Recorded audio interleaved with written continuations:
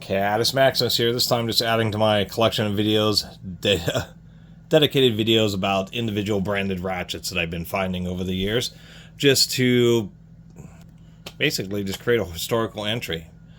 A lot of these videos don't get many clicks, but this happens to be a Sure-Bilt ratchet. I believe sold at Autozone as one of their super budget line, just a basic single pawl round head ratchet. Anyway, I like making these videos just because it gets a little bit of information out there. This one is, as far as I can tell, just about brand new. And for people who ask, I do keep a lot of the ratchets. You know, a lot of the old ratchets that I get really don't have much value at all. Maybe the occasional Williams. When I find Snap-ons, I do videos on them, but Snap-on is one of the few tool brands that can pretty consistently sell. So I end up selling a lot of my Snap-on ratchets and stuff just because I have so many that are so good that I'd rather get a few bucks back off of the Snap-ons I make videos off of and use the money to increase the variety of all these other ratchets that have been made over the years. And that's kind of the shame, is there's just been so many good tools made over the years. And just because they've gone by the wayside, I mean, they're just as good as any of the modern professional brands, but if there isn't name recognition most of the time, people don't care for it. That's how I find them so cheap. This is a plastic reverse switch. This is a particularly cheap ratchet, although I'll give them some credit for having, you know, not the world's loosest anvil. I mean, they sure did build this.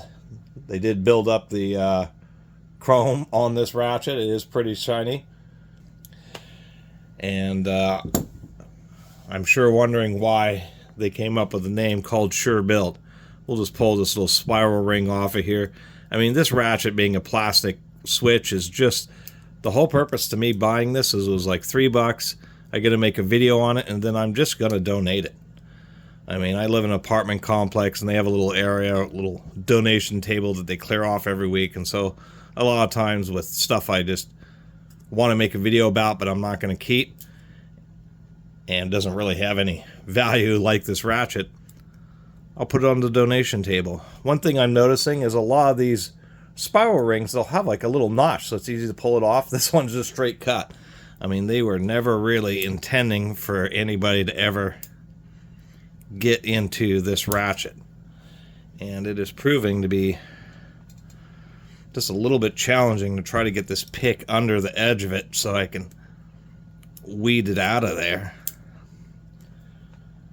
That sure was a pain. When they have a straight edge like this, it's a real pain to try to get a pick right under the corner of it.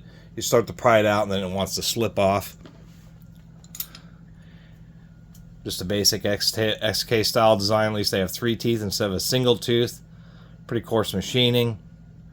These style ratchets, a lot of time it's not the teeth that break or slip.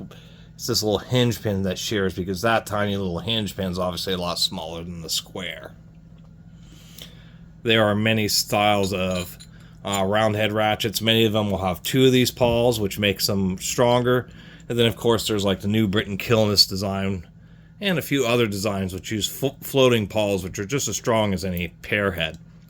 And that's the one thing about round head ratchets, is with pair heads, it seems that there's like 3 basic designs that almost all of them fall into. There's a few exceptions, the Coke and Z series, etc., but you either have with pair heads, it's either batwing pawl, swing pawl, or floating pawl. And with round heads, it's either the rocking pawl, the SK design.